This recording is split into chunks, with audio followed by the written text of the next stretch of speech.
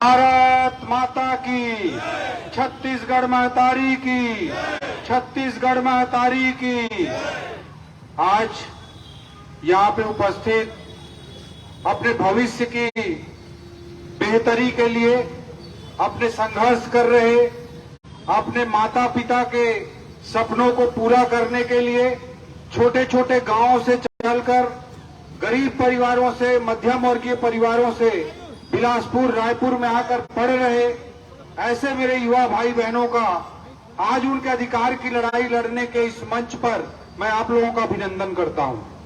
हमारे बीच में उपस्थित हैं आदरणीय त्यागी सर और हमारे सभी वरिष्ठ जन, भारतीय जनता युवा मोर्चा के भाई सुशांत जी, जितेंद्र जी, जिला अध्यक्ष केसरवानी जी, कोमल जी, दीपक भाई, हमारे अनमोल जी, हमारे सन्नी भाई, हमारे सभी साथी यहाँ पे उपस्थित हैं।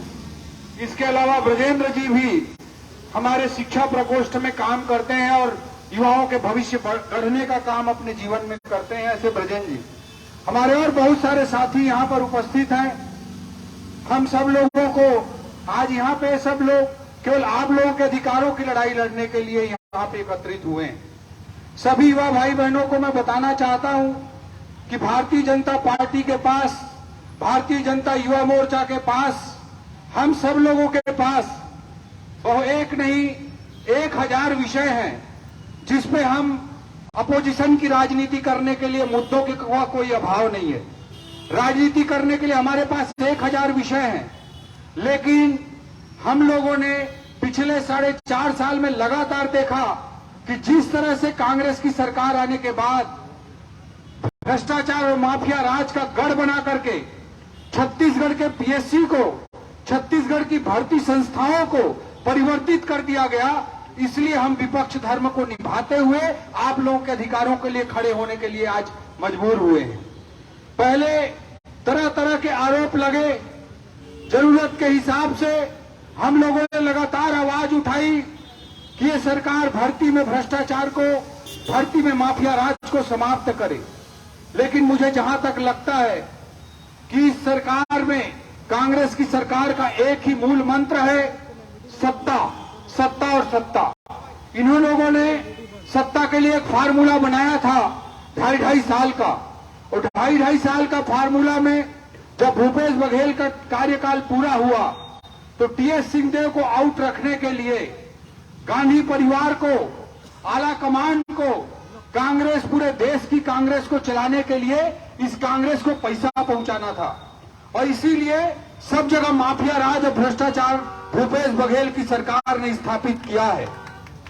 इसीलिए हम देखते हैं कि शराब में 2000 करोड़ का घोटाला हो जाता है, कोयला में हजारों करोड़ का घोटाला हो जाता है, यूरिया में माफिया आ जाता है, रेत में माफिया आ जाता है, सीमेंट में माफिया आ जाता है, भर्ती में माफिया आ जाता है, रोजगार में माफिया आ जाता है, पीएससी में माफिया आ जाता है, व्यापम में माफिया आ जाता है, सब जगह माफिया आ जाता है। और पैसे की राजनीति करते हुए, सौमित्र तू पकड़ ले, तो पैसे की राजनीति करने के लिए, पैसे की राजनीति करने के लिए, पैसे की राजनीति करने के लिए, गांधी परिवार को संतुष्ट करने के लिए किसी जगह को इन्होंने नहीं छोड़ा। दोस्तों, इस बार जब पीएससी का रिजल्ट आया तो हम लोगों ने, मैं पहले दिन से ही मेरे पास फोन आने चालू हुए, सर की बहुत तरह की गड़बड़ी हुई है, तमाम तरह की दिक्कतें हैं, तमाम तरह की समस्या है। ये बात मेरे को बोलते हुए बहुत सारे लोगों ने फोन किया, तो मैं 3-4 दिन तक हम लोगों ने कोई रिएक्ट नहीं किया, क्योंकि भर्ती का मामला बड़ा संवेदनशील होता है और किसी के ऊपर गलत आरोप ना लगे, इसका भी ध्यान रखना होता है। लेकिन जब हमने देखा कि सैकड़ों युवा आ करके भारतीय जनता पार्टी के लोगों के साथ मिल रहे हैं, जुड़ रहे हैं, अपनी पीड़ा बता रहे हैं, जब हमने देखा कि किस किस तरह से गड़बड़ियां सामने आ रही हैं, जो लिस्ट पीएससी की जारी हुई है उसमें किस किस तरह के आशंकाएं पैदा हो रही हैं, हमने देखा कि सोशल मीडिया में छत्तीसगढ़ का युवा किस तरह से अपनी आवाज को, अपने दर्द को बयान कर रहा है। तो जब भारतीय जनता पार्टी ने युवाओं के दर्द को देखा तो हम लोगों को मजबूरन ये विषय राजनीति के लिए भी लेना पड़ा।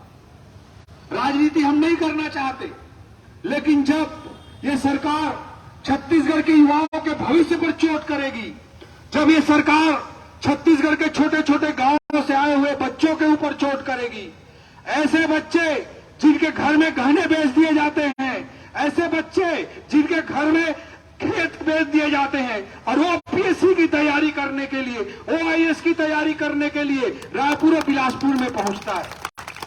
और उस युवा के साथ जब गद्दारी होगी, जब उस युवा के साथ अन्याय होगा, तो भारतीय जनता पार्टी विपक्ष के रूप में बैठे नहीं रह सकती, सड़क की लड़ाई और सदन की लड़ाई लड़ने के लिए मजबूर होती। भारतीय जनता पार्टी ने इस देश में वर्षों नहीं दशकों तक विपक्ष की राजनीति की है और विपक्ष का धर्म कहता है जब युवाओं के साथ अन्याय हो रहा हो तो हम लोगों को सड़क पर उतरने की मजबूरी होती है। दोस्तों, इस लिस्ट में जिस तरह की बातें आई, मैं किसी नाम पर व्यक्तिगत आरोप नहीं लगाना चाहता, लेकिन जैसा कि त्यागी साहब ने कहा कि पीएससी के से जुड़ा हुआ कोई भी अधिकारी हो, अध्यक्ष हो, सदस्य हो, अगर उसके परिवार से कोई पीएससी की परीक्षा में शामिल होता है तो उसको डिक्लेरेशन देना चाहिए और पूरे एग्जाम के प्रोसेस से अपने आप को बाहर रखना था, ये नियम कहता है।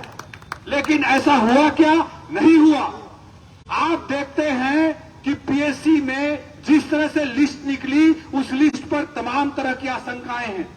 जो लोग 20 नंबर पे रैंक पे आ गए, 15 रैंक पे आ गए, अंडर 30 आ गए, अंडर 50 आ गए, हमारे बीच आदरणीय कुमावत जी, आदरणीय विधायक रंजीत भैया जी, सब लोगों का आगमन हुआ है। मैं सब लोगों का बहुत बहुत स्वागत करता हूं। तो दोस्तों, जब इस तरह का लिस्ट आया, इस तरह की सूची जब आई, तो सबकी मजबूरी थी कि लोग बोल रहे थे कि क्या हुआ, कैसे हुआ।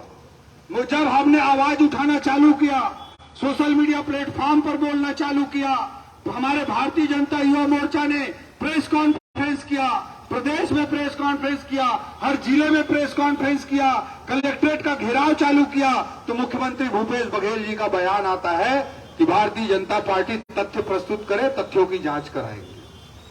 मुख्यमंत्री भूपेश बघेल जी को मैं कहना चाहता हूं कि आप मुख्यमंत्री हैं, आपकी सरकार है, सारे दस्तावेज, सारे तथ्य आपके पास हैं। जब छत्तीसगढ़ के युवाओं में हताशा, निराशा और दुख का, दर्द का वातावरण बना हुआ है, तो आपको स्वयं बिना किसी के कहे राजधर्म का पालन करते हुए बोलना चाहिए था कि इस पूरे प्रोसेस की सीबीआई जांच होनी होगी। दूध का दूध और पानी का पानी हो जाता। लेकिन दुर्भाग्य की बात है कि मुख्यमंत्री भूपेश बघेल जी आरोप प्रत्यारोप की राजनीति करने लगते हैं। कांग्रेस ने प्रेस कॉन्फ्रेंस किया और जारी किया एक लिस्ट। भारतीय जनता पार्टी के समय में जो परीक्षाएं हुई थी, उसमें किस किस भाई बहन का सिलेक्शन हुआ था, किसके किसके रिश्तेदारों का चयन हुआ था, वो लिस्ट जारी की गई। मैं कहना चाहता हूं दोस्तों, गड़बड़ी कभी भी हो सकती है। राजनीतिक तंत्र की जिम्मेदारी होती है कि अगर पीएससी में या राज्य की तंत्र में गड़बड़ी चल रही तो उसको रोकना। भारतीय जनता पार्टी की जब सरकार थी, शुरू के पीएससी में तमाम तरह के आरोप लगे, तमाम तरह की गड़बड़ियों की बात सामने आई। इस बात को मैं नकारना नहीं चाहता। भाजपा के समय भी जो गड़बड़ी हुई, उसे भी भारतीय जनता पार्टी के मन से भी हम सब लोग स्वीकार करते हैं। लेकिन महत्वपूर्ण बात होती है कि उसके सुधारने के लिए राजनीतिक तंत्र का, राजनीतिक पार्टी का, सरकार का, मुख्यमंत्री का रवैया क्या है। जब पीएससी में भाजपा के समय गड़बड़ी हुई तो आप सब लोगों को याद होगा कि पीएससी के चेयरमैन के कार्यकाल पूर्ण होने से पहले कैबिनेट में प्रस्ताव ला करके पीएससी के चेयरमैन को हटा दिया गया और बाद में भारतीय जनता पार्टी ने प्रदीप जोशी जी को छत्तीसगढ़ पीएससी का चेयरमैन बनाया। प्रदीप जोशी जी के आने के बाद किस तरह से छत्तीसगढ़ की पीएससी की परीक्षाएं आयोजित हुई है, उसको मेरे से ज्यादा आप सब लोग जानते हैं। प्रदीप जोशी जी के आने के बाद व्यवस्था बनी कि प्रत्येक संविधान दिवस के दिन 26 नवंबर के दिन पीएससी की वैकेंसी जारी होगी और अगले संविधान दिवस के आने से पहले पीएससी की भर्ती परीक्षाएं पूर्ण हो जाती थी। प्रदीप जोशी जी के आने के बाद व्यवस्था बनी कि इंटरव्यू में जिस दिन खत्म होता था उसी दिन फाइनल रिजल्ट घोषित हो जाता था। पारदर्शिता के लिए कोर्ट प्रोसीजर में चीजें न उलझे, चीजें ईमानदारी से हों, पारदर्शिता से हों, इन सब चीजों के लिए उनके समय में बहुत सारे कदम उठाए गए और देश भर की पीएससी छत्तीसगढ़ के पीएससी का अनुकरण करते थे और पूरे देश भर में छत्तीसगढ़ के पीएससी की तारीफ की जाती थी, सराहना की जाती थी। ये भारतीय जनता पार्टी का पॉलिटिकल कमिटमेंट था कि एक आदमी ने अगर पीएससी में गड़बड़ी की तो कार्यकाल पूरा होने से पहले कैबिनेट में प्रस्ताव ला करके उसे हटाया गया। एक आदमी ऐसे व्यक्ति को अध्यक्ष बनाया गया जिसे पूरी पारदर्शिता और ईमानदारी के साथ छत्तीसगढ़ के युवाओं को डिप्टी कलेक्टर बनाया, महिला बाल विकास में पहुंचाया, एक्साइज में पहुंचाया, सेल टैक्स में पहुंचाया। हम सब के लिए बड़े गर्व की बात है कि भारतीय जनता पार्टी ने जिस व्यक्ति को पीएससी का चेयरमैन बनाया था छत्तीसगढ़ में, उसको मोदी जी की सरकार ने यूपीएससी में मेंबर बनाया और यूपीएससी में जाकर के प्रदीप जोशी साहब को चेयरमैन बनाया गया। यह भारतीय जनता पार्टी का पॉलिटिकल कमिटमेंट था। आज हम लोग मुख्यमंत्री जी भारतीय जनता पार्टी के समय का लिस्ट जारी करते हैं। मैं मुख्यमंत्री भूपेश बघेल जी को इस मंच से खुली चुनौती देना चाहता हूं कि वो भारतीय जनता पार्टी के जिनके समय के जिनके सिलेक्शन पे उनको संदेह है या युवा भाई बहनों को संदेह है, उन सबकी सूची को और 4.5 साल में जो आरोप लग रहे हैं उस पूरी सूची को सीबीआई जांच के लिए दे दे, भाजपा के लिस्ट को भी सीबीआई जांच के लिए दे दे। भारतीय जनता पार्टी के मंच से हम कहना चाहते हैं कि आपको जांच कराना है तो भाजपा के समय की भी सूची की जांच कराइए, लेकिन आप सीबीआई जांच के लिए दीजिए। अगर आप में जरा भी नैतिकता बाकी है तो, जरा भी छत्तीसगढ़ के युवाओं के भविष्य के लिए आप में समर्पण बाकी है तो सीबीआई जांच के लिए भूपेश बघेल जी तैयार हों। अपने समय के भी लिस्ट की जांच कराए, भाजपा के समय की भी लिस्ट की जांच कराए, अन्यथा ये आरोप प्रत्यारोप की राजनीति बंद करे भूपेश बघेल। दोस्तों, ये विषय कांग्रेस भाजपा का नहीं है, ये विषय केवल राजनीतिक नहीं है, छत्तीसगढ़ के समाज से जुड़ा हुआ विषय है, छत्तीसगढ़ के युवा भाई बहनों से जुड़ा हुआ विषय है। लेकिन बड़ा दुख होता है कि एक युवा अगर आवाज उठाता है, छत्तीसगढ़ की राजधानी में अगर एक लोकतांत्रिक तरीके से प्रदर्शन करते हैं तो उनके ऊपर एफआईआर दर्ज कर लिया जाता है, उनको नोटिस भेजी जाती है, कोचिंग संस्थानों पर जीएसटी के छापे मारे जाते हैं। ये अलोकतांत्रिक सरकार की नियति है, ये भ्रष्टाचार भी करना चाहते हैं और किसी को कुछ बोलने देना भी नहीं चाहते। दोस्तों, पहले भी बहुत सारे आप लोगों के आंदोलन हुए, एसआई के समय एक बड़ा आंदोलन हुआ। एसआई के मित्रों ने मुझे संपर्क किया कि भैया हम चाहते हैं कि आप आइए सर। मैंने कहा कि बेटा हम उतना ही आपके आंदोलन में शामिल होंगे जितने से आपके भलाई हो सके। आपके आंदोलन में शामिल होकर हम उसको राजनीतिक लाभ कदापि लेना नहीं चाहते। आप लोग भारतीय जनता पार्टी को या भारतीय जनता पार्टी के नेताओं को जितना शामिल करना चाहते हो उतना हम शामिल होंगे। हम लोगों को लिमिटेड रूप से शामिल किया गया, एक उद्बोधन में बुलाया गया, एक उद्बोधन करके आ गए। पिछले बार एक बड़ा आंदोलन आप लोगों के द्वारा गैर राजनीतिक मंच के माध्यम से राजधानी में किया गया। जो कोचिंग उसमें कोई भाजपा नहीं थी, कोई राजनीतिक पार्टी उसमें नहीं थी, लेकिन उसके बाद जो कोचिंग संस्थान वाले थे, जो कोचिंग संस्थान वाले थे, जो बच्चे थे, जिन बच्चों को संभागों का प्रभारी बनाया गया था, जिन बच्चों को संभाग का प्रभारी बनाया गया था, उन सब बच्चों को नोटिस दिया गया, एफआईआर कराया गया, कोचिंग संस्थानों पर अलग अलग तरीके से दबाव डालने का प्रयास किया गया। इसलिए भारतीय जनता पार्टी आज सामने आई है। आप लोगों की लड़ाई को आप लोगों को लड़ने कांग्रेस के द्वारा नहीं दिया जा रहा है। हम लोग तो पीएससी की परीक्षा नहीं देने वाले जो मंच पे बैठे हुए हैं। इसलिए हम लोगों ने तय किया कि आपके अधिकारों की लड़ाई को अगर कांग्रेस की सरकार आपको नहीं लड़ने दे रही है तो अपना विपक्ष धर्म निभाते हुए भारतीय जनता पार्टी आप लोगों की लड़ाई को लड़े। इसलिए भारतीय जनता पार्टी सामने आकर आप लोगों की लड़ाई को लड़ रही है। दोस्तों, कितनी सारी बातें हैं, कितने सारे विषय हैं। एक लड़का था असिस्टेंट प्रोफेसर की एग्जाम में, आप लोगों को याद होगा, जिसने लिखित में छत्तीसगढ़ पीएससी पर आरोप लगाया कि मेरे पीछे का जो रोल नंबर था वो अनुपस्थित था, एब्सेंट था। उसके बाद उसका इंटरव्यू कॉल आया है, ये आरोप लगाया उस युवा ने। जब उस युवा ने आरोप लगाया तो पीएससी ने उसके शिकायत को लिखित में उसने शिकायत दी थी। उस पर तुरंत उसने जारी कर, पीएससी ने बोल दिया सब कुछ ठीक हुआ है, कुछ गड़बड़ नहीं हुआ है।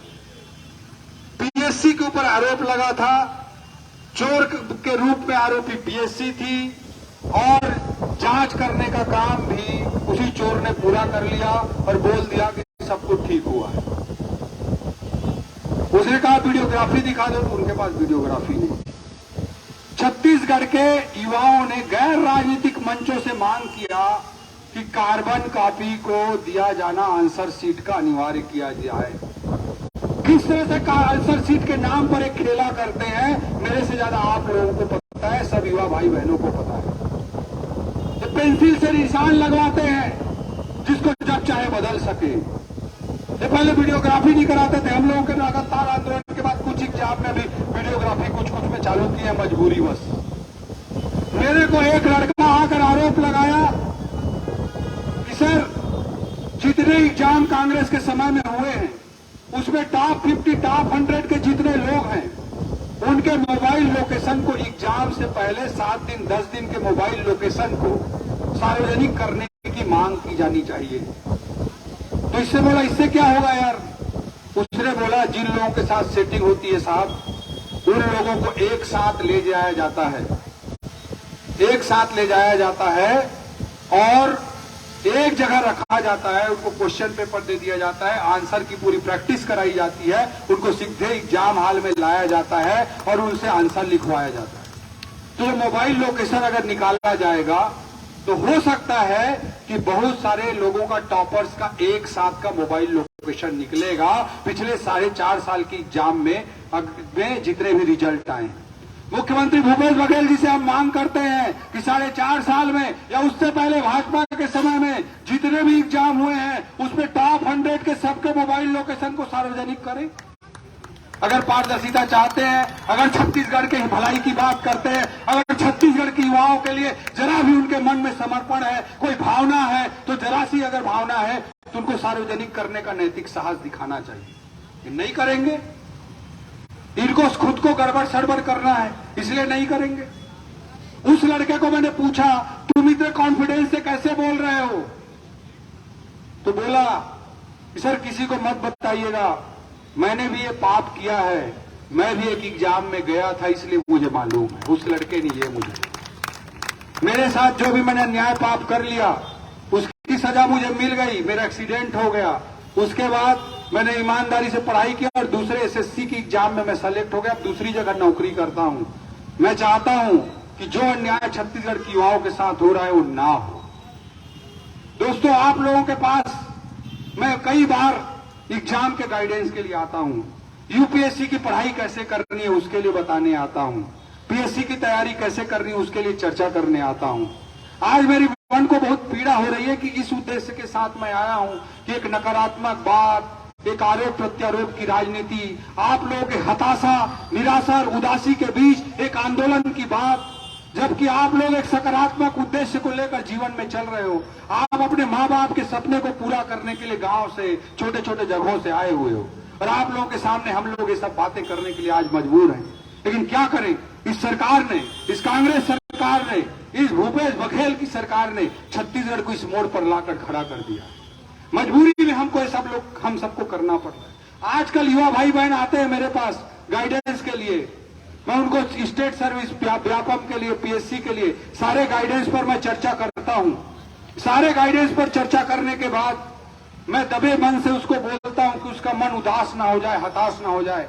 यार बहुत सारी बातें सुनने को मिलती है, मेरी अगर सलाह मानो तो तुम स्टेट की एग्जाम के साथ साथ सेंट्रल के किसी exam, SSC, railway, bank PO, UPSC, assistant commissioner provident fund, कोई न कोई एक एग्जाम को साथ में लेकर चलो ताकि तुमको एक रेगुलर नियमित तरीके से ईमानदार परीक्षा भी मिलती रहे। ये मैं हमेशा बोलता हूं, बड़े दुखी मन से बोलना पड़ता है। आज एक मंच पे इस तरह की बातें कर रहे हैं, आप लोगों के मन पे क्या गुजरेगी मेरे को मालूम है। इस पूरी प्रक्रिया से एक छोटे से गांव से निकलकर मैं भी गुजरा हुआ हूं। ये रास्ता कितना कठिन होता है, कितनी बड़ी मृग मरीचिका के बीच में मरुस्थल में आदमी एक सफर करता है और एक तालाब तक, एक पानी तक पहुंचता है। वो कितना कठिन सफर होता है, मैंने बहुत अच्छे तरीके से उस सफर को जिया है। आप लोगों के दर्द को बहुत अच्छे तरीके से मैं महसूस करता हूं, लेकिन आज मजबूरी बस हमको ये सब बातें आप लोगों के सामने बोलनी पड़ रही है क्योंकि मामला आपके भविष्य का है। कब तक चुप रहेंगे? जब तक चुप रहेंगे ये ऐसे ही करते रहेंगे। इनको रोकना हमारा उद्देश्य है। अगर हमारे राजनीतिक आंदोलन ना करने से आपका काम हो जाता तो हम लोग राजनीतिक आंदोलन नहीं करते मित्रों। लेकिन आज मजबूरी है कि आप अपने अधिकारों की लड़ाई लड़ने के लिए जाएंगे। ये इतने बेईमान और इतने मक्कार लोग हैं कि आप लोगों का वीडियो बनाएंगे, आप लोगों को नोटिस देंगे, कोचिंग वालों को नोटिस देंगे। हम विपक्ष के लोग हैं, हम राजनीति के मैदान में विपक्ष धर्म निभाने के लिए खड़े हैं। हम पे जितना एफआईआर करना है भूपेश बघेल कर ले, जितने भी दिन जेल में डालना है डाल ले। आज दोस्तों मैं 23 साल की उम्र में आईएएस में सेलेक्ट हुआ था। पूरे देश में one of the youngest IAS था। 37 साल 36 साल की मेरे आईएएस की नौकरी थी। 13 साल मैंने आईएएस की नौकरी की। करीब 23-24 साल की मेरी आईएएस की नौकरी और बची हुई थी। अपने 36 साल की उम्र में मैं राजधानी रायपुर का कलेक्टर था। 3 सालों से राजधानी रायपुर का कलेक्टर। एक आईएएस को जितना कुछ मिल सकता है 13 साल में मुझे उससे ज्यादा मिला। मैं 3 जिलों का कलेक्टर रहा। दंतेवाड़ा में मैंने जब काम किया, केपीएमजी ने दुनिया के 100 बेस्ट प्रोजेक्ट की सूची में एजुकेशन सिटी को शामिल किया। मोदी जी उस समय सीएम हुआ करते थे। उनके द्वारा क्रिएटेड एक project Sabarmati river front development project को, एजुकेशन सिटी दंतेवाड़ा को केपीएमजी ने दुनिया के सर्वश्रेष्ठ प्रोजेक्ट में शामिल किया। दोस्तों इतना सब कुछ करते करते करते करते इस रास्ते पे गुजरते गुजरते मैंने एक पॉइंट पर ऐसा महसूस किया कि इस देश में असली ताकत लोकतंत्र की राजनीति में है। हम उसे पसंद करें या ना पसंद करें, लेकिन है वो सबसे महत्वपूर्ण। इसलिए सारे सुख सुविधा के रास्ते को, मेरे पास गाड़ी घोड़ा बंगला नौकर चाकर राजधानी रायपुर की कलेक्ट्री सब कुछ थी, लेकिन मैंने सोचा कि एक गांव बायंग से रायगढ़ जिले के एक ओपी चौधरी आईएएस बन जाएगा, उससे छत्तीसगढ़ का भला नहीं हो सकता। हमारे पूरे छत्तीसगढ़ के युवाओं का कुछ अच्छा हो। छत्तीसगढ़ के युवाओं के नालंदा परिसर जैसे प्रोजेक्ट हो, एजुकेशन सिटी जैसे प्रोजेक्ट हो, प्रयास जैसे प्रोजेक्ट हो, छूलो आसमान जैसे प्रोजेक्ट हो, लाइवलीहुड कॉलेज जैसे प्रोजेक्ट हो, करियर काउंसलिंग जैसे प्रोजेक्ट हो, सेना भर्ती जैसे प्रोजेक्ट हो, सड्डू में प्रयास जैसा कैंपस बने। इन सब सोच के साथ हम लोगों ने, मैंने तय किया कि राजनीति के रास्ते पे आना है और भारतीय जनता पार्टी की आज राजनीति कर रहा हूं। आप सब लोगों को मैं यही कहना चाहता हूं, आखिरी में, इस हताशा और निराशा के बीच भी किसी को उदास होने की जरूरत नहीं है। आज एक एग्जाम में अगर फेल हो गए होंगे तो आप सब लोगों को मैं कहना चाहता हूं कि कोई भी एग्जाम आपके जिंदगी से बड़ी नहीं है। कोई भी परीक्षा आपके जिंदगी से बड़ी नहीं है, आपकी जिंदगी सबसे बड़ी है। जिंदगी में कभी उदास मत होना, कभी हताश मत होना, कभी निराश मत होना। हो सकता है आज आपको एक असफलता मिली हो सकता है आपको और बड़ी सफलता दिलाने के लिए वो असफलता आपके पास आई हो। इसलिए हमेशा सकारात्मक तरीके से जीवन को जीना और दूसरे और बड़े लक्ष्यों के लिए लगातार प्रयास करना, हमेशा काबिल बनने की कोशिश करना, कामयाबी के पीछे मत भागना, काबिलियत के पीछे भागना। अगर काबिल बनोगे तो जीवन में हमेशा बड़ा से बड़ा करोगे। लोग सोचते थे जब मैंने आईएएस छोड़ दिया तो ये कैसे करेगा, इतनी सुविधाओं को कैसे छोड़ दिया। मैंने कहा कि सरस्वती का पुत्र हूं, लक्ष्मी तो झक मार के पीछे आएगी। मेरी मां ने एक दिन मुझे पूछा कि तू कैसा चलाएगा जीवन, तो मैं बोला मां मैं आपके साथ साथ सरस्वती का पुत्र हूं, लक्ष्मी तो झक मार के पीछे आएगी। तो बोली बड़ी धार्मिक महिला है, वो बोली लक्ष्मी माता के लिए ऐसी बोलता है, मत बोला कर। तो अगले दिन क्या हुआ, मैंने एक ऑप्शन बाइंग करी थी अपने यूपीएससी की तैयारी के दौरान। इकोनॉमिक्स की अच्छी पढ़ाई करता था मैं और स्टॉक मार्केट के पढ़ते पढ़ते आगे बढ़ा मैं। 13 सालों से स्टॉक मार्केट को मैं देखता समझता रहता था, पढ़ता रहता था। तो मैंने 3,17,000 रुपए की एक ऑप्शन बाइंग करी थी और मेरे मां से जिस दिन ये बात हुई उसके अगले दिन उस 3,17,000 रुपए के ऑप्शन को मैंने 86 लाख रुपए में बेचा। 12 दिन के अंदर 86 लाख रुपए में बेचा। तो जाकर मैं अपनी मां को उस दिन दिखाया पहली बार। मार्केट में कुछ शेयर नहीं करता, क्या प्रॉफिट क्या लॉस। तो उनको दिखाया कि मत देखो, मैं कल बोल रहा था ना सरस्वती पुत्र हूं, लक्ष्मी झक मार के पीछे आती है। 3,17,000 रुपए के ऑप्शन पे 12 दिन में 83 लाख रुपए की प्रॉफिट बुकिंग किया। दोस्तों 4 करोड़ की एक पोर्टफोलियो मेरे गाइडेंस और नॉलेज के बेसिस पे मेरे एक दोस्त ने बनाया था, गुजरात के एक दोस्त ने 2008-9 में। आज उसकी वैल्यू 128 करोड़ रुपया है, 128 करोड़। तो दोस्तों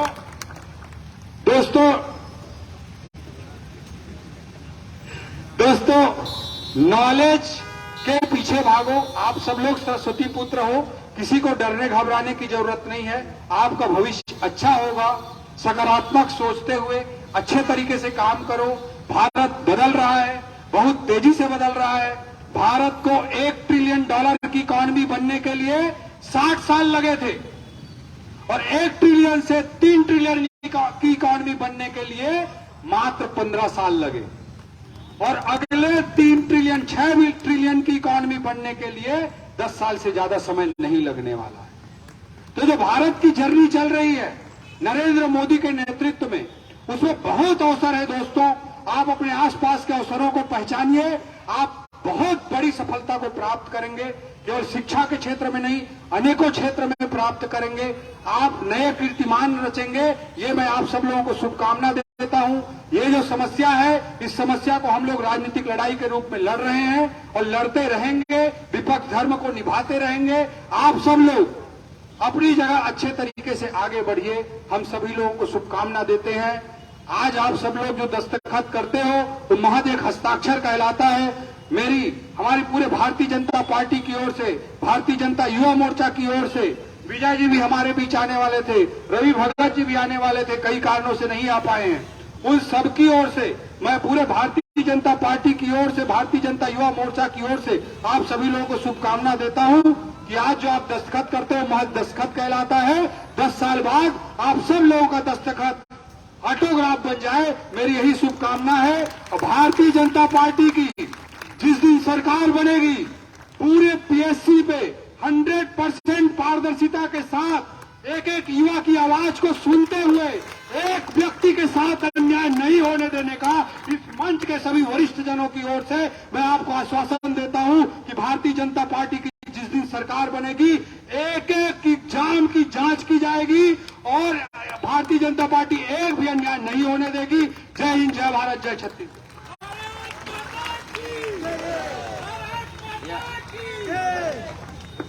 इसके बाद आप लोगों के मन में जो भी बात होगा, विचार होगा, उसको भी आप लोग रखिएगा ताकि हम अपने आंदोलन में उन बातों को सम्मिलित कर सके।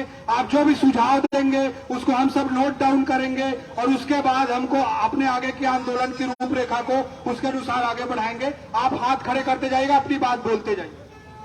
मैं आप सब पहले से निवेदन करता हूं, मात्र 10 मिनट और बैठे।